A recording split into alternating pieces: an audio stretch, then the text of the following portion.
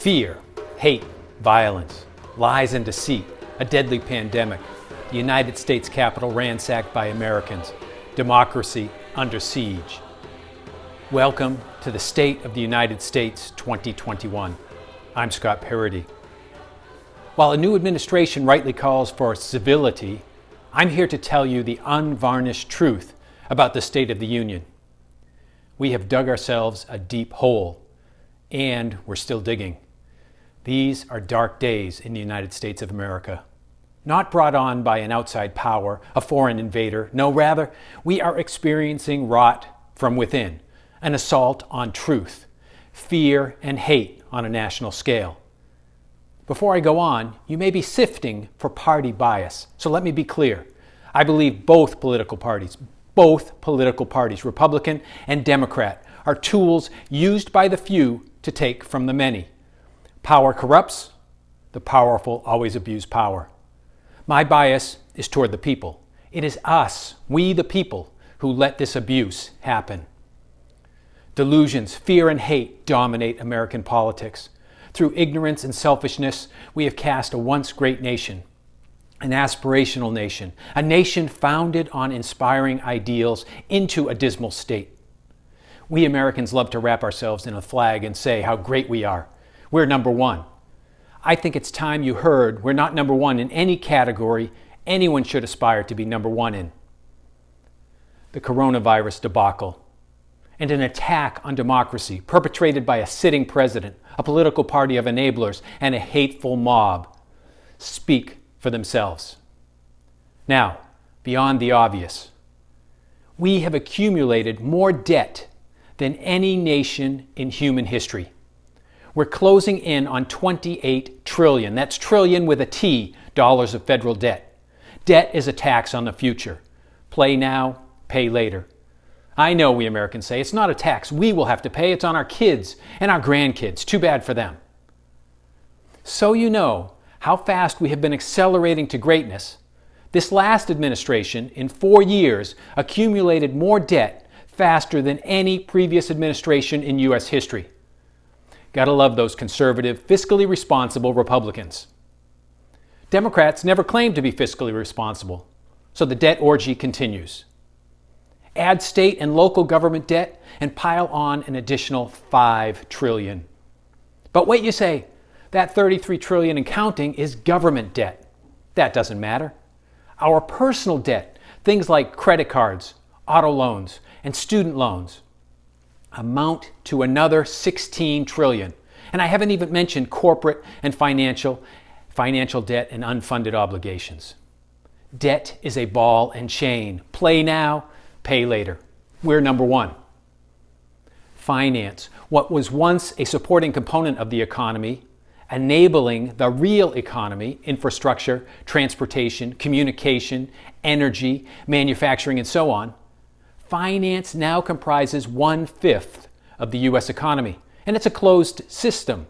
We print money as fast as we possibly can to further enrich the few.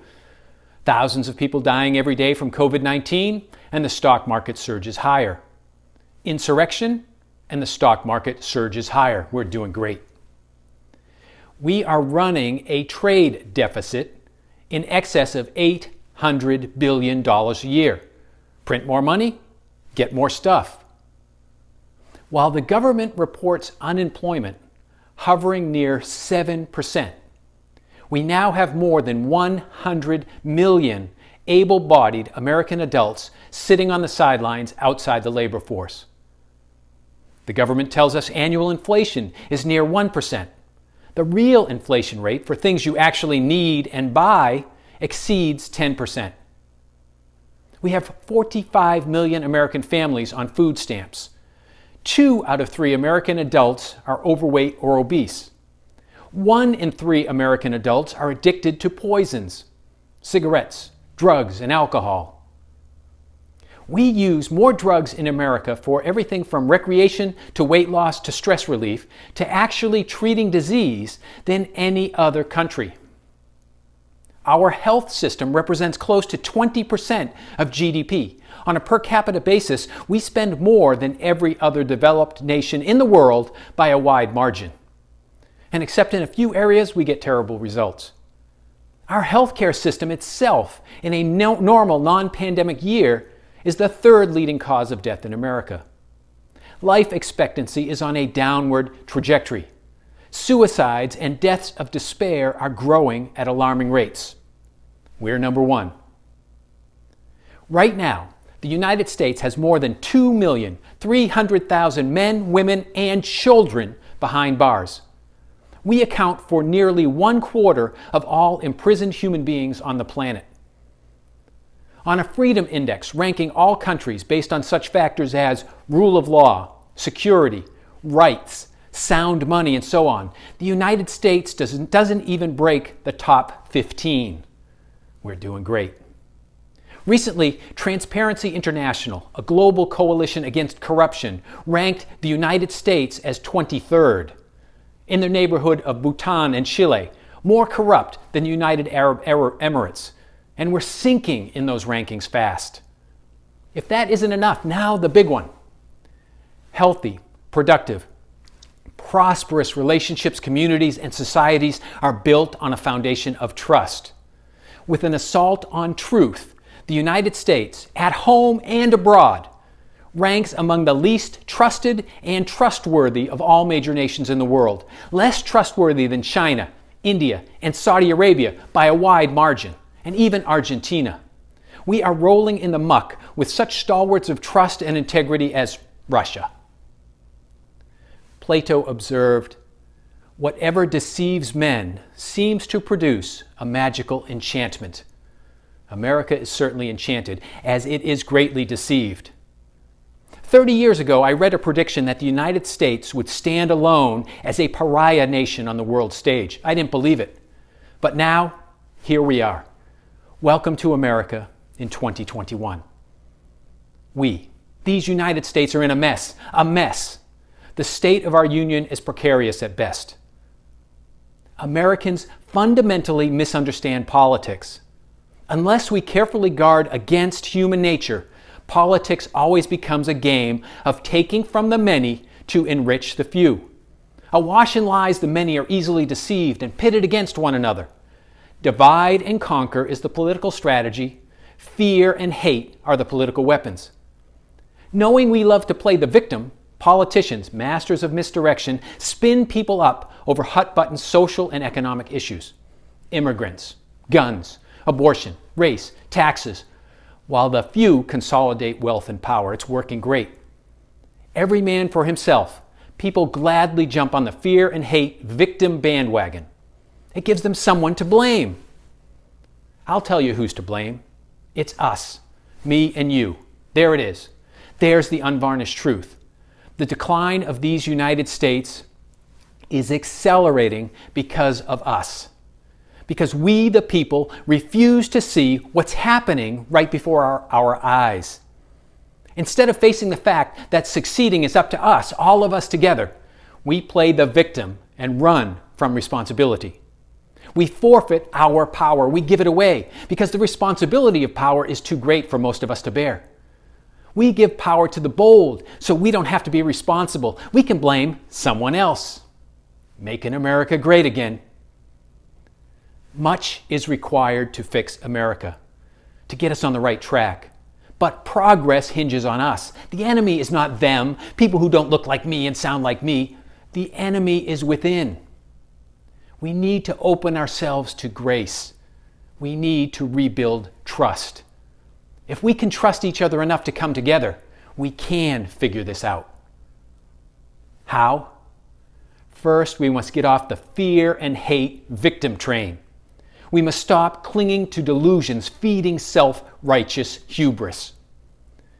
People who see things differently are not your enemies. A functioning democracy requires moral, educated, and informed citizens. We are falling short. We lack the courage and conviction to shoulder personal responsibility and be worthy of trust. If somehow we can become trustworthy, and if we can trust, together we can do anything. That anything we must do is redistribute power.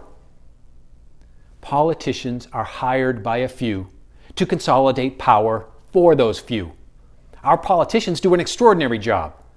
They have no interest in changing a system they are succeeding in.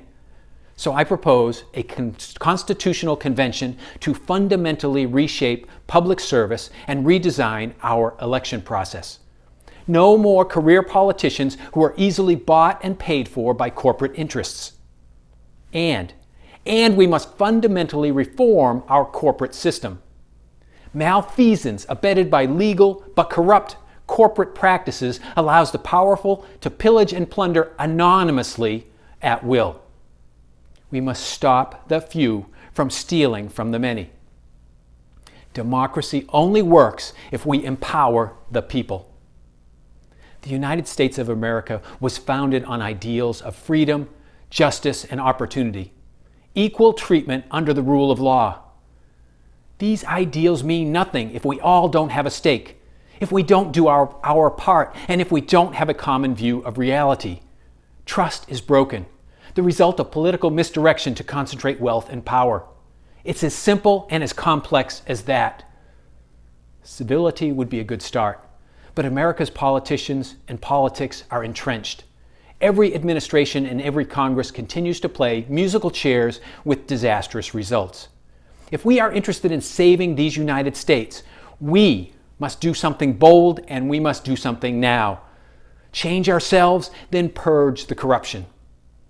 I believe in my heart, as difficult as bearing personal responsibility may be, Americans can and will step up to the challenge. We know nations prosper when many share the burden and the benefits. Yet our system has evolved to enrich the few at the expense of the many. I'm suggesting something really radical: to actually think, to be honest and truthful, and to stop the charade of lies and deceit. Enough!